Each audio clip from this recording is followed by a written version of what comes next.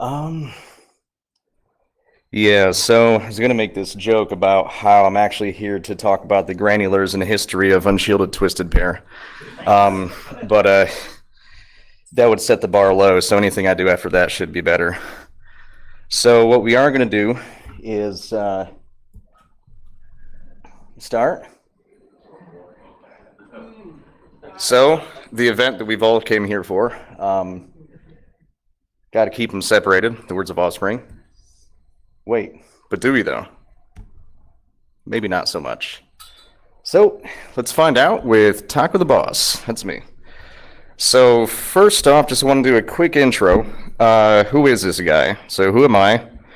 I actually got my start in software development. I do a lot of software development in my free time, and I got into security from pivoting out of security engineering. I'm recently an ordained priest by the Church of Latter-day Dude, for those who follow Dudism. It's the non-theist religion of the philosophy of Jeff the Dude Lebowski from The Big Lebowski, the 92 film. The Coen brothers directed it. I go to the gym a lot. I like exercising. Kind of healthy body, healthy mind sort of thing. I kind of get sluggish mentally and can't work if I don't. So I play a lot of video games, mainly Halo. So if you want to ever do matchmaking, no scope, pwn some noobs, I'm your dude. So also, avid football fan. I kind of feel like I'm going to lose half of you when I tell you what team, but okay. All right, more adulation than I thought I'd receive. Yeah, the American variety. Sorry, I should have specified. So professionally, I'm a cybersecurity instructor at the Coder School. And that's me teaching something. I had no hair, now I do. The Coder School, Learn to Code, Change the World. We basically teach kids 8 through 18 how to program, how to really do anything they want to. A lot of gaming, a lot of Python, a lot of C, Unity, C Sharp, ubiquitous C Sharp jokes in there. And the Chief Information Officer at RapidCat. And that's probably the most professional you're ever going to see me on camera captured ever. So RapidCat, who we are, is we are a financial analytics platform, and we aim to disrupt the Forex binary market by lowering the intellectual barrier to entry so that anybody with a couple brain cells can really do some good work here and tap into the biggest market. The lead security operations center architect at Black Harbor Cybersecurity. And Black Harbor Cybersecurity is a cybersecurity firm based out of Detroit, Michigan. We do cybersecurity for automotive OEMs. We have a pretty solid foothold in the cyber to physical space.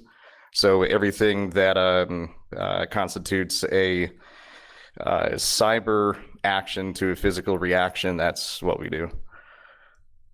And as a former head of cybersecurity services at SAM Analytics and former psychological operations specialist in the Army under USASOC, that's me, same guy, just no scarf, no hat. So why am I up here speaking to you? So I have experience in red team, so application, mobile, black box testing. Black box, gray box, and white box, but black box in the sense that I'd literally given a black box and say, hey, do this. Vulnerability assessments and social engineering campaigns against company staffs that paid us to do so with permission, not just out of fun. Blue team side is so SIM development and implementation. I've built a number of systems utilizing the Elastic Stack as the core to create a security incident event management platform. Positions I've held in Security Operations Center, an engineer helping our security team basically decrease their mean time to respond, MTTR and MTTDs, the mean time to detect. Analyst, team lead, and lead architect, which is what I do now. And the cyber to physical side, I got my start in industrial control systems. So I did a vulnerability assessment and pen test for a SCADA network. SCADA is a supervisory control and data acquisition for a major metropolitan public transportation system. Automated transportation, think like streetcars, trams, that kind of thing. I do a lot of research in my free time regarding the realms of industrial control systems and OT. OT means operational technology. That is nomenclature vernacular I'm going to be using a lot in this presentation. I also realized that to get all the content into this time block helps to talk fast. So if I lose anyone, please just let me know. I'll try to slow down. Also, automated tank gauges. I recently got that a few months ago. Really interesting. That's something that people don't pay attention to. Not sure why.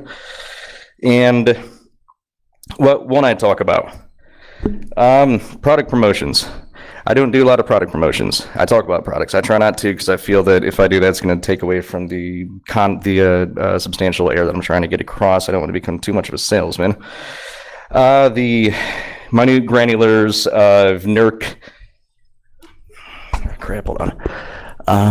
SIP 003-5, SIP 003-6. I think we get the message. These are just different regulatory and compliance bodies that really, if you're going to be doing any kind of IT/OT convergence, you should have all of these covered. So I put them in small yellow text, just to get a couple chuckles, which I did. Thank you. What will I talk about? So Industry 4.0, what is it, what the problem is, and what the proposed prospective solutions are. And what I mean by that is I have a couple of things I'm going to show that it's not a one-size-fit-all, but I do want to try and help get the mentality out there regarding secure architecture for cyber to physical integration between IT systems. And demos, we're going to do a little bit of showdanning so you can kind of look yourself if you go home if you want to. So see what some vulnerable nodes look like in regards to what I'm going to talk about. We're going to rage against the machine by severely messing up a PLC lab. We're going to do some broker mischief with a MQTT broker. That's going to be the IoT portion. And then we're going to be passing gas tanks, automated tank gauges. So going to build a little bit of historical context to build up from where we were to where we now are in as far as Industry 4.0. So late 1700s, the beginning of Industry 1.0, we have the emergence of mechanization. So we're pivoting our core infrastructure of agriculture, and we are migrating to industry, so creating stuff. And steam engine, with the creation of the steam engine, subsequently we have to find ways to extract fuel faster, so we're able to increase the speed of which we can mine coal.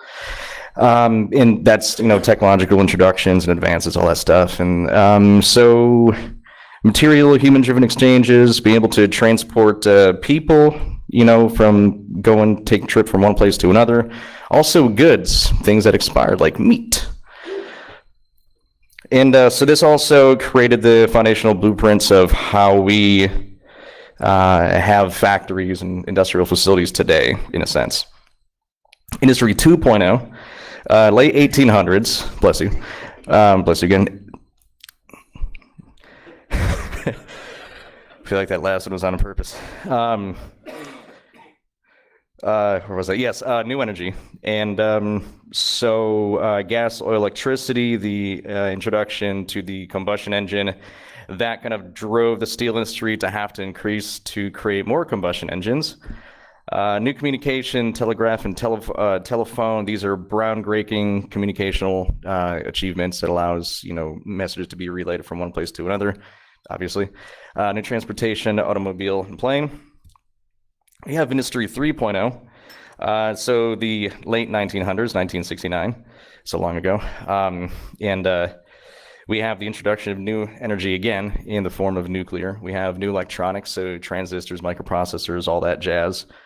Then we have telecommunications, computers, and we revitalize the industry by the creation of enhancing automation with creation of robots and programmable logic controllers, or PLCs, as the cool kids say.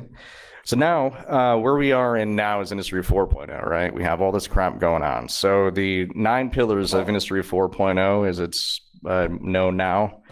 First one is a virtual and augmented reality, the idea to generate and create complex digital environments to design and visualize creation new products. Bless you.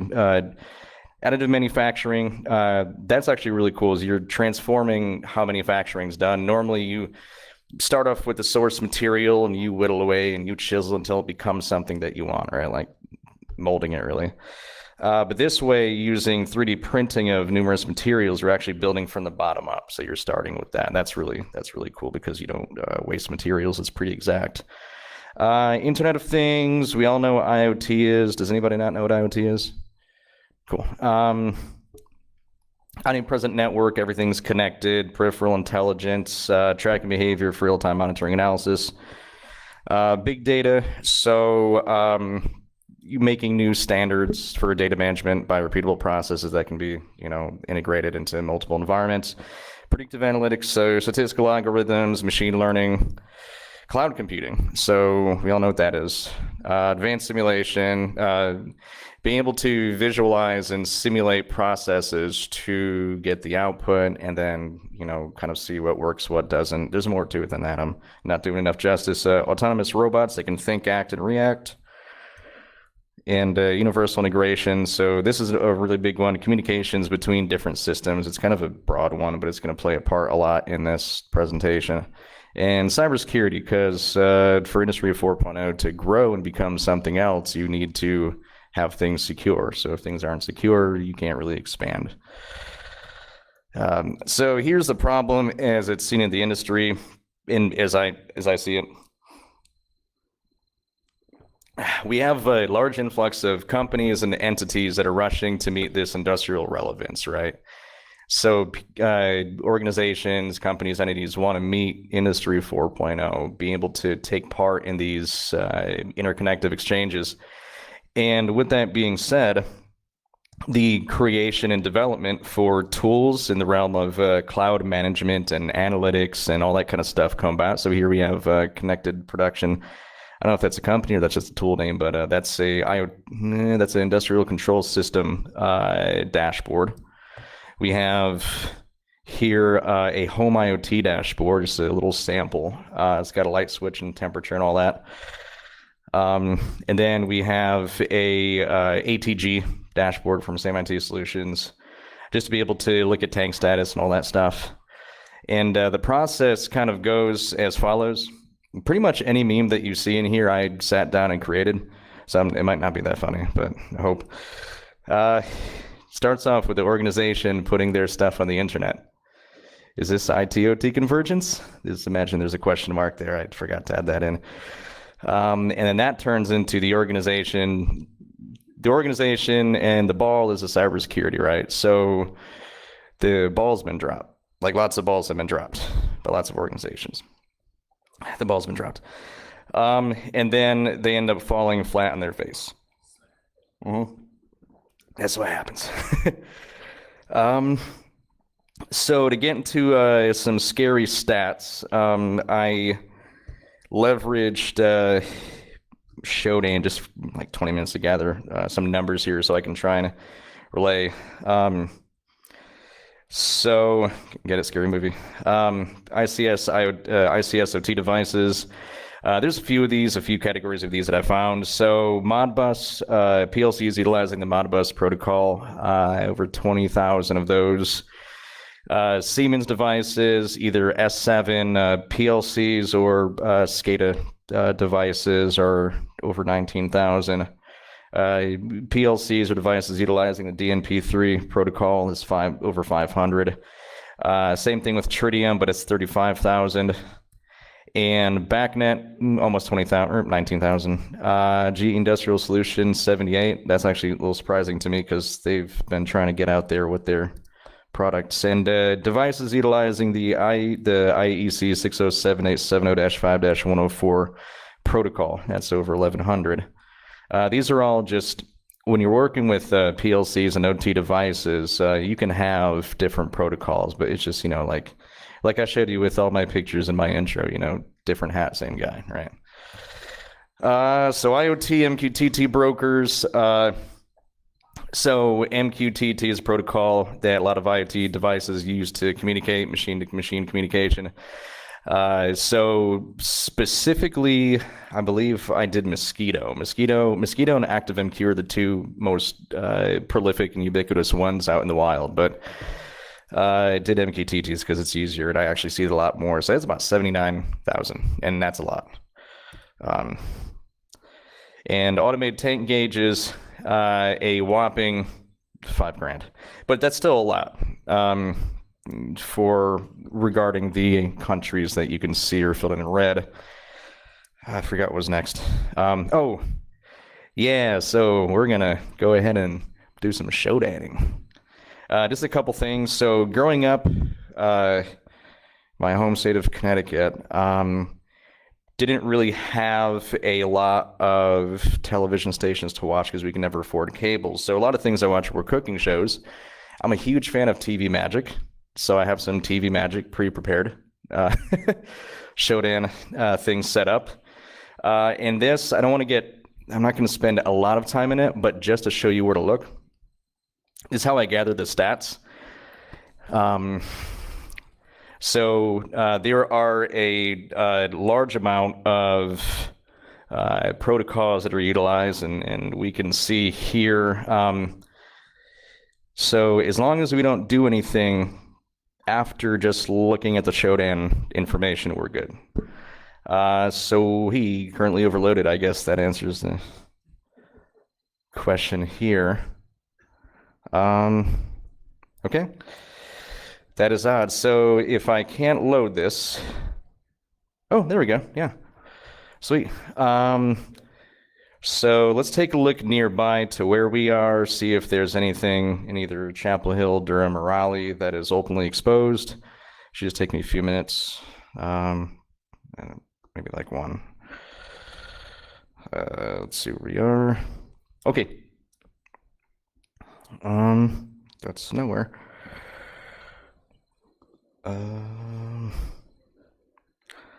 I don't know what that is. A better idea to make this more streamlined is I'm actually just going to go back and we're going to take a quick look at the output of what we have. That way I don't kill time. I can't go back. Yeah, gone too far. I'm in too deep, man. We'll come back to that.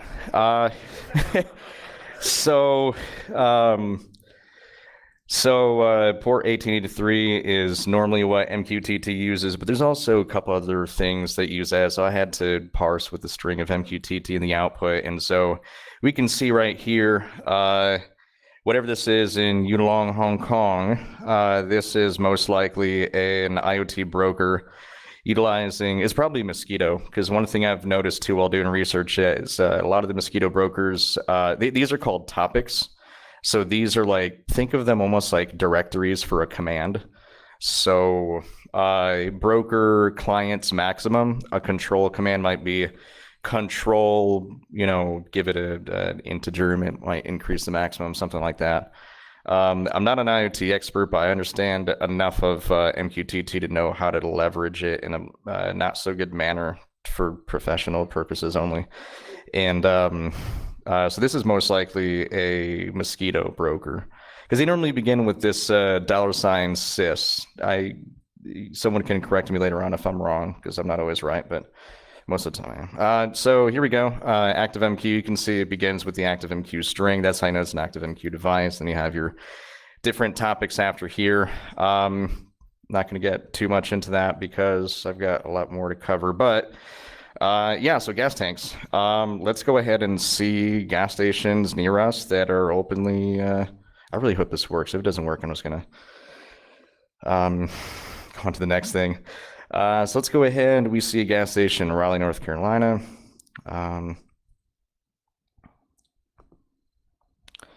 Let's view the details of it, and we can see, actually, hey, that's in Durham. We can see there's a gas station on 200 James Street. So the thing about trying to identify cyber physical devices, it's interesting, right? Because normally you can have a company in New York and their web servers coming out of California, or maybe they have a couple other ones just to meet like geographic demands or whatever. With cyber to physical devices, you're actually getting the IP of when that leaves the network.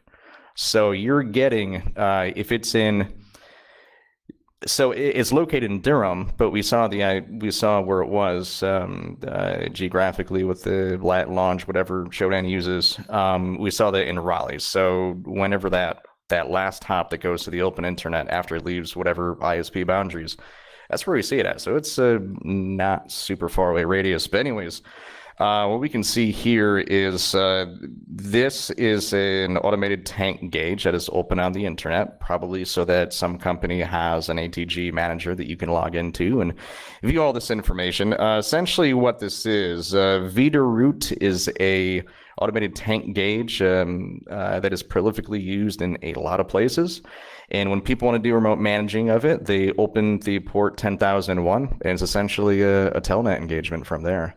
So if you can telnet, you can break into ATGs. Now, granted, you do have users and passwords, but there are some ways to get around it. I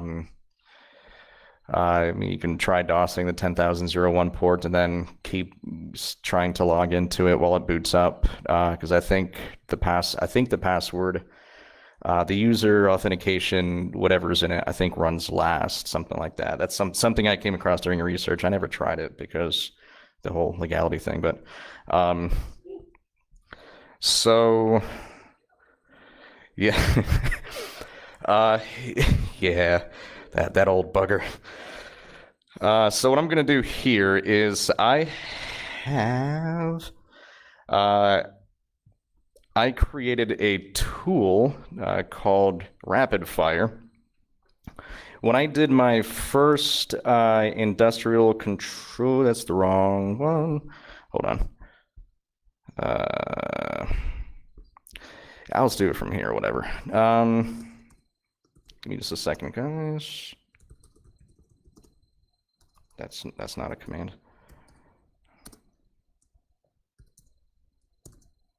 Okay, so I created a tool called Rapid Fire.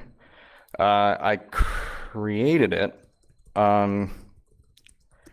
because I needed a way to quickly test the ability to do holding register address value injection and basically be able to flip bits and coils on a programmable logic controller. So I decided that because like a lot of the socket-based tools out there like MBTGet, you can only do them one at a time. And PLCs also have, a lot of them have a limit, especially if they're using the Modbus protocol, that they can only handle about 124, 125 requests at once. So I hope I put it on. I have a demo set up, a demo PLC, and what we're gonna do really quickly. I do have one more thing I have to open up, which was a bit of an oversight, but I'm actually making it in really good time comparatively from what I thought. So,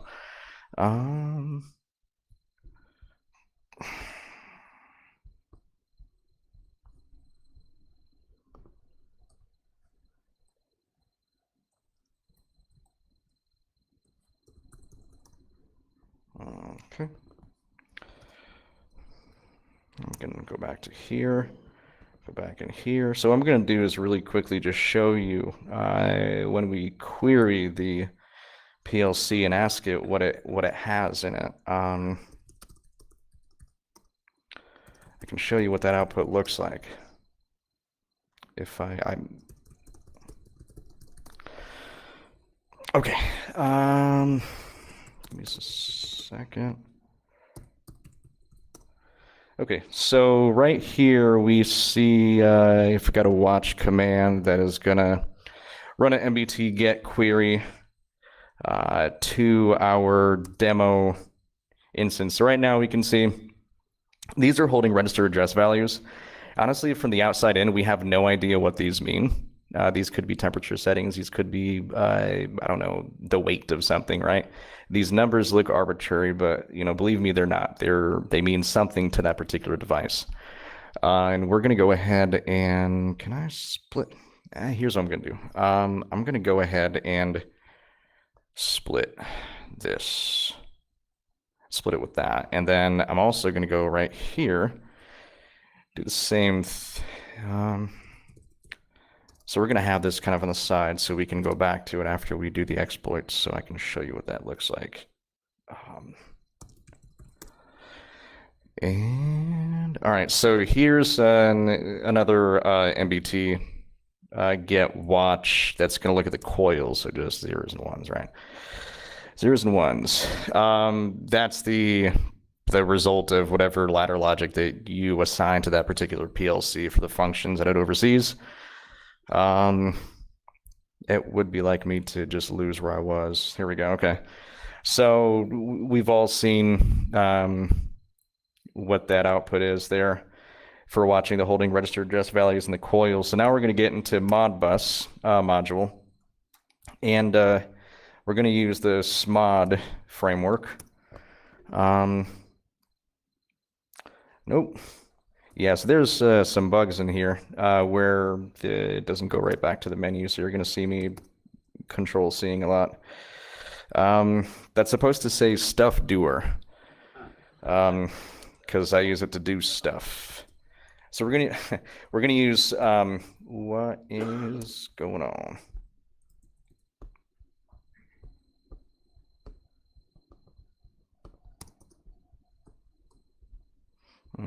Seem to have ran into something odd. Give me just 1 second.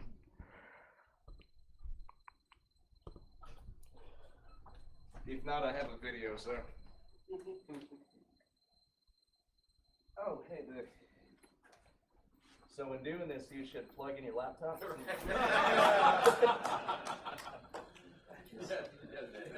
Heard it from me first. Yeah, I'm so glad I have a backup there. So I do need to keep this on though at some point, but we can go through the video. Video is probably a bit more entertaining, I think, anyways, than watching me just plug around with shit. So while the video's going, I will explain what's going on to the best of my ability, and then we'll go from there. So I do have the video, just in case stuff gets kind of swifty, which it has. So here we go, the functional version of what I was going to show you. So rapid fire, getting into stuff doer. See, it shows up nicer there. And what I just did was I pulled a show modules, which in SMOD. SMOD is a Modbus testing framework that I built a wrapper in rapid fire for. It wasn't originally part of rapid fire. Rapid fire was just for holding register address values, nothing else. And I just kind of kept building on it. So what we're going to do is we're going to utilize the module Modbus scanner UID. This is harder to see than I thought. I do apologize if no one can see it, but so what we just did was we set the target host to 0. We want to get the UID of the PLC. That way we can figure out the functions. So we see the UID is 1. There's 2. Just go with 1. Then I'm going to go ahead and use the show functions or get function module.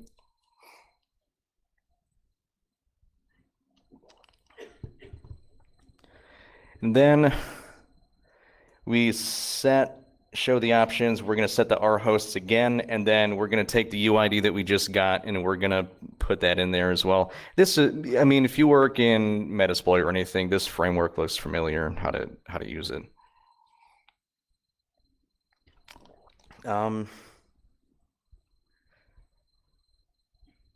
Okay, it takes a second for these to come up, but so we see that function 3 is enabled to read multiple holding registers, and I'm highlighting on the top right side utilizing a terminal split watch window.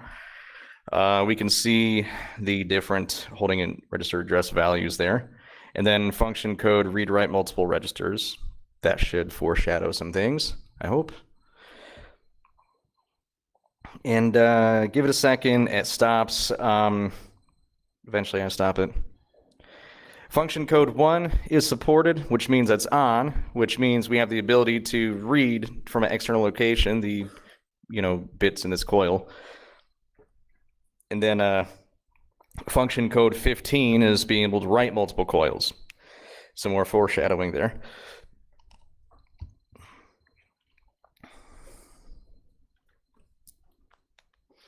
So then we're going to get back into the Modbus module. We're going to use number 3, which is a holding register address value injection. and setting the target IP address. What we're doing here is messing it up. I forgot it. I don't know why I didn't just cut that out.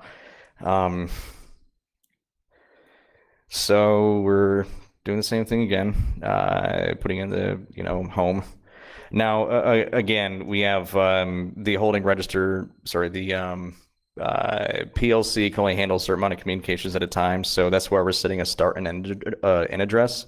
I just put 1 through 21 because you can see relatively okay the 1 through 20 on the top right. And the value we're going to inject for test is 777. So pay attention to the top right numbers. And so we have just quashed or ruined all the configurations of that exposed PLC. So somebody's going to get fired. We're going to do the same thing with coil injection. So it's the same shebang, just with the bottom right. I'm going to get in here real quick.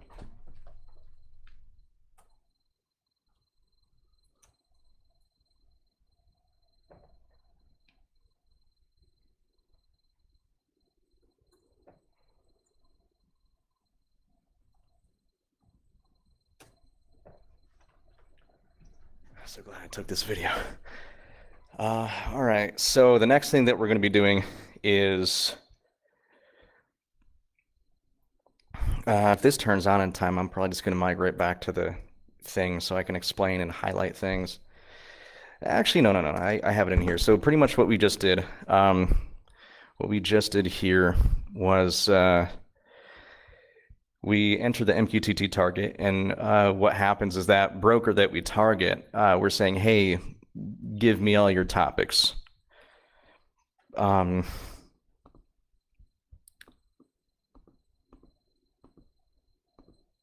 So these are all the topics, like I showed you before. Why did that just go back? So we have all these topics here, and we see one called sensor. Sensor slash sensor hyphen 3542, and we see it has the message of off. I'm not sure what we can do with that, but I guess we can find out. And highlight this 3 more times. And it is a little bit choppy. You end up having to re-enter the MQTT target address again for that broker. And so the client that we want, the sensor, the topic that we want to subscribe to is sensor slash sensors hyphen 3542, the thing that we saw that was off up here. And now that we subscribe to it, we are choosing the publish topic, which by default can be control unless you change it. And so now we've subscribed to the target of this sensor that has a binary on-off function. I wonder what that can be. Then we've subscribed to the publishing topic, which allows us to actually publish things to it. And we're going to go ahead and publish in something. There we go, on. So we're literally just publishing the string on to it. And I have to go back into it, redo the querying, and then give it a second. You can see right here, sensors slash sensor dash 3542. At the very bottom, the message is now on. So someone's light just turned on. Now, it's simple example, but the fact of the matter is that there are smart homes with sensors that tell you if your doors are opened or closed. If I'm going to break into your home, I don't know if most people will do this, but you could just see this out in the open, change the option from closed to open. So if somebody's at work, they think their doors are closed, but they're really open, but you're just giving the smart home that message.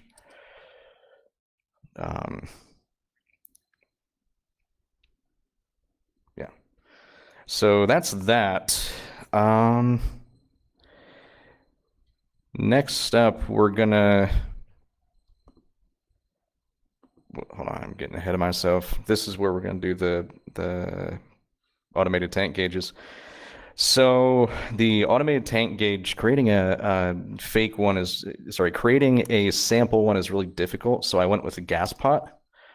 Gaspot.py is really awesome. So you can build functionality into it, but I spent too much time with the meme, so. And so what happens is when you enter the IP address, it will then, I kind of have like a little instruction thing in here telling you what you can and can't do. It's basically printing out it's the vendor docs, really, the controls of the vendor docs of the automated tank gauge vendor has online.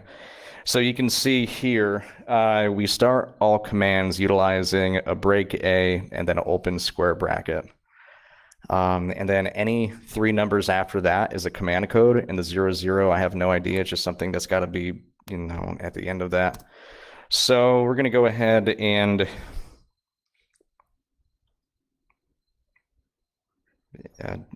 we're going to eventually get into it. There's a restart command that I end up just showing. So you can see here, I ended up messing that one up. So you can see there's a caret A. Now I'm actually missing the I. There's supposed to be an I right after it, but you'll see that work in a second here. And then 201 is just list inventory. So 20100, you're just looking at the 201. So any other command with the honeypot, unfortunately, does not work. It will just give that 9999 Fox 1 Bravo output. But yeah, that's the demo. I forgot how to work PowerPoint. All right, so next, the air gap. This is where the, we got to keep them separated. In the words of Offspring, was actually a pioneer in the industrial control system field. No, that's not true. So, pictorial GIF representations of the air gap. Take a second, soak all this in. Gap, house, pushing, cutting cables. This deer. I should have got one of the deer falling, or whatever that is, gazelle or something, but just to kind of drive the point home. But forgive me, committing meme failure.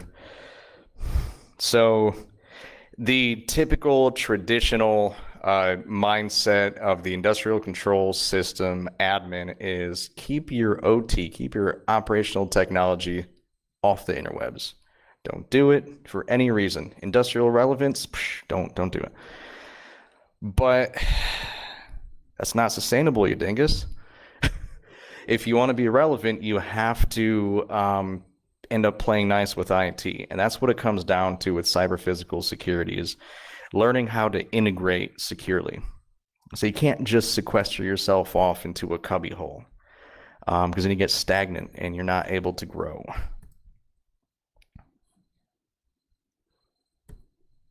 So how do we securely bridge the air gap?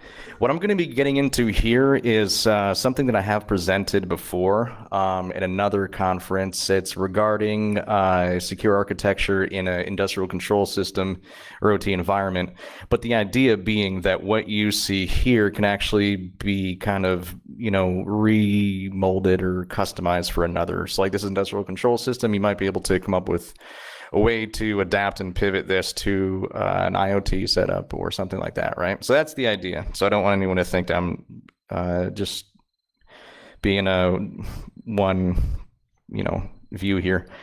So let's get into some fun fundamentals. We have cybersecurity rule number 1. You're not secure. No matter what, you've got to always keep that mindset. And here we have a guy poking needle holes into a water bottle. It just seemed right to use at the time. And here we have Rocco Bodie of Mega 64 hacking everything in Best Buy. Stock went down next day. So, and just to really drive the point home that you need to keep this in your mind, that whatever you're doing, always come from the area, the mindset that you're not secure. And that's something I don't have to tell you guys. But I do have this very slow moving, growing text that will give you time to reflect. So this is my drink break.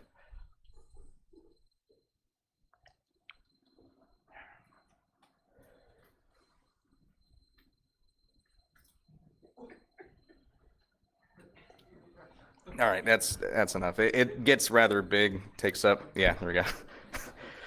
So here is the sliding scale of security. This is used in the SANS Industrial Control System and OT security course. Starting from securing the architecture and then getting into passive defense, and from there, you've all probably seen this, but I'm more just kind of context building so that those of you who might not understand ICS security can hopefully look at this and realize that there's kind of draw some relevance to the following slides, because I didn't want to lose anybody, so I feel that was a good thing to do. So how do we properly secure the air gap? You have here compulsory methods, employing proper encryption to cyber physical network setup. So obviously the IoT MQTT broker Mosquito that we got into, proper encryption wasn't set up. Our AAA was in the toilet, authentication authorization auditing. Nothing was done with that, or else we wouldn't be able to get into it. Notionally speaking, obviously it's just a lab on my laptop, but routine vulnerability checks, being able to check for vulnerabilities on a pretty quick iterative basis, and performing vulnerability management from there, and deploying active monitoring. So a SIM, a SOC, some way of being alerted. A lot of the industry regulations do require, regulations and compliances have some tenet in there that requires a monitoring of logs and activity, right? It's kind of like how HIPAA has it, PCI has it, FERPA has it, NIC also has it.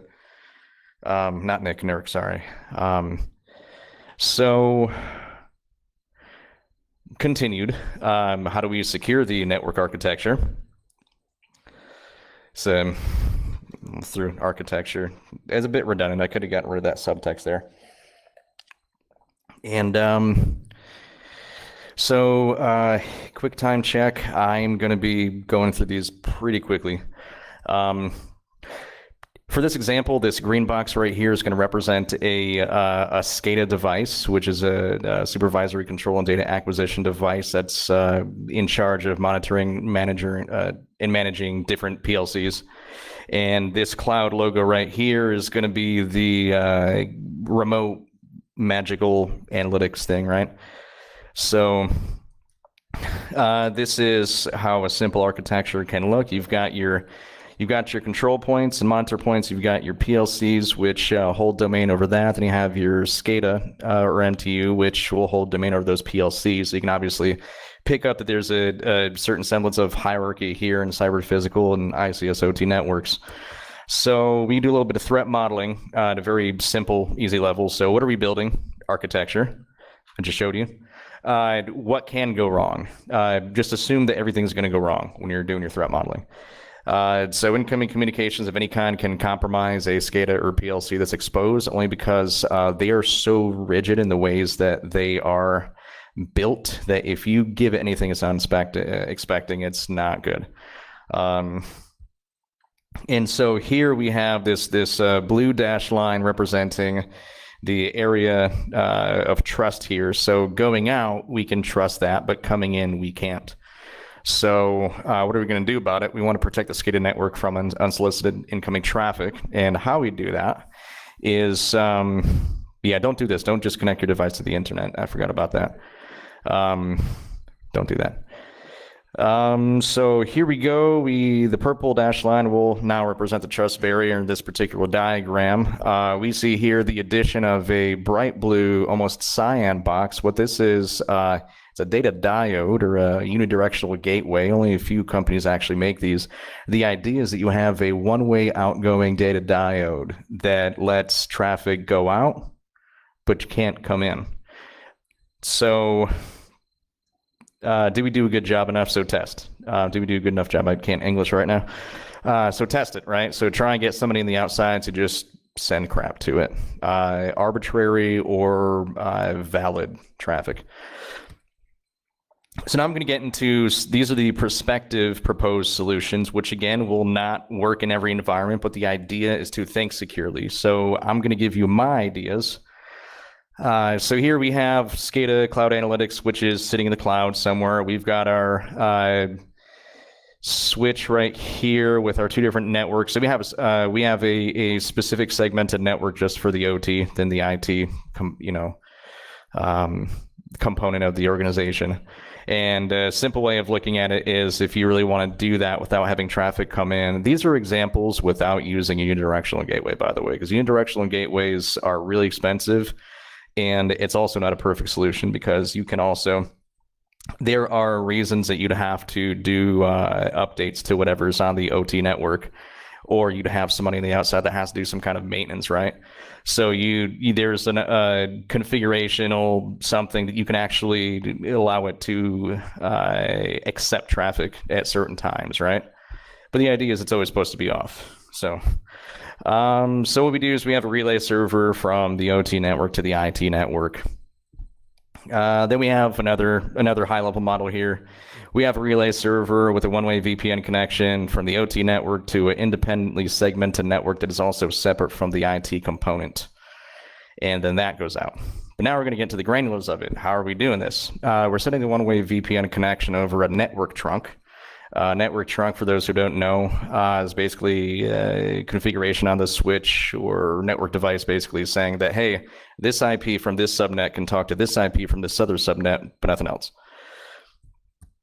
So this is kind of like I got a little bit happy with this here, but we're going with that second high-level network. We have the OT network. We have the segmented network right here. Then we have the IT network. And so what we have here is, so let's say that this whole setup right here is just kind of hanging to the left of this relay server, right? So we have the three different subnets for the three different networks. We have 192.168.30-24. Then we have 192.168.4.0, 192.168.5.0, right? So let's say this is the arbitrary, I just picked IP addresses. We have 192.168.3.90 as a relay server on the OT network, and we're utilizing a network trunk to pass the one-way VPN server connection from the, this is for monitoring and analytics, by the way, setting it up to the cloud. We're setting it to a recipient, a relay server, which will then send it through a reverse proxy to go out to the internet. The idea behind the reverse proxy is that once you put something on the internet, it can be seen, ideally. And so if something tries to hit that, we can have basically reroute to a honeypot would be the idea. I haven't tried it myself, but theoretically, I find this to be a functional thing.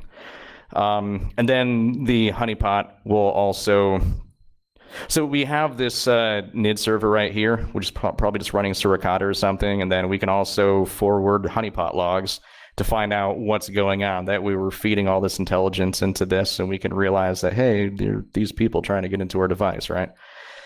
So we have the tap span port right here, this pink one. And that's feeding all the network traffic in, while also simultaneously ingesting logs from the honeypot server. And we're utilizing syslog-ng as a forwarder on this this right here, which is the outgoing port. Yeah. So not a perfect model, but if you want to get an idea of just some creative ways to do it, I think this suits well.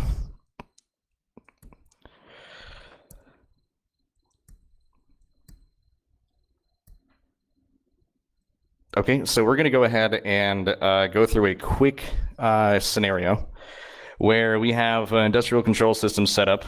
This is our SCADA communication. So this is the traffic going from the PLC to the SCADA device itself. We have no visibility from here to the unidirectional gateway. We have no visibility from the unidirectional gateway to any other layers, if you have any. And then we have a monitoring platform right here. So really, vendors will say, hey, you can monitor your SCADA events, use this, plug this up, whatever.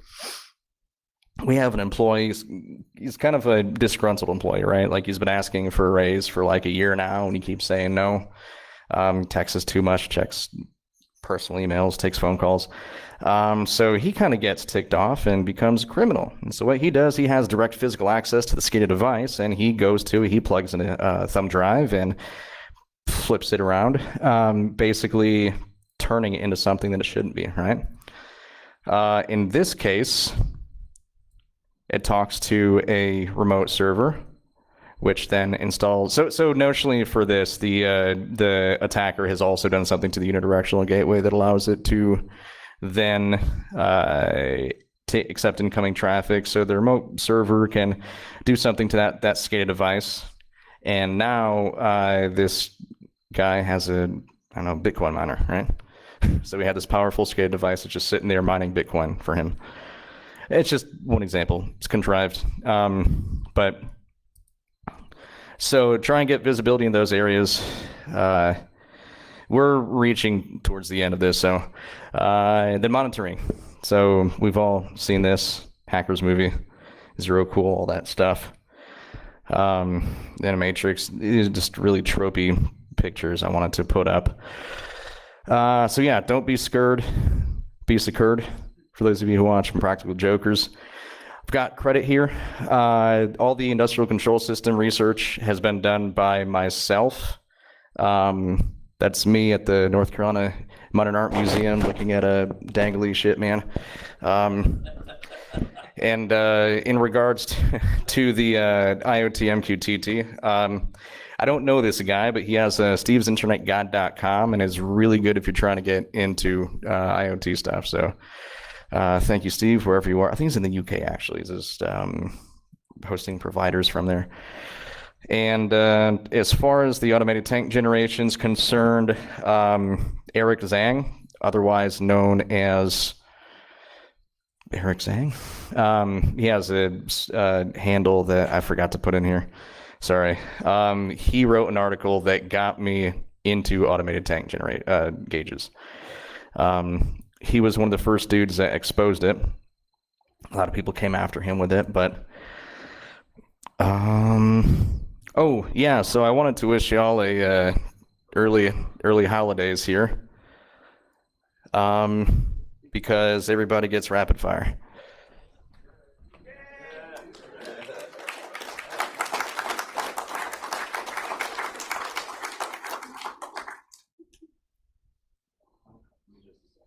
The whole turning off thing wasn't planned.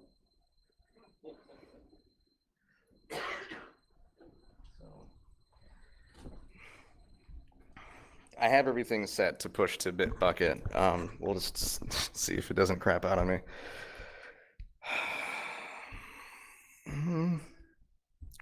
Or I'm just gonna go back here, sorry. Okay, so let me.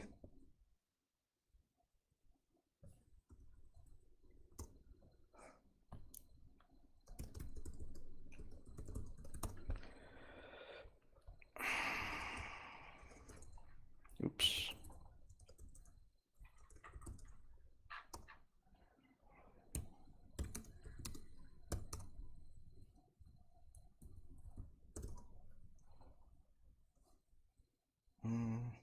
Oh, yeah, I got a CD into it. That helps things.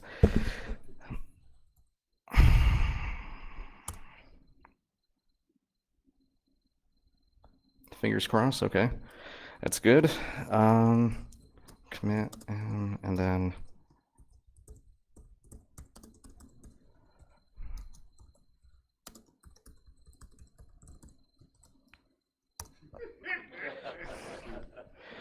okay, so that's good. Shit.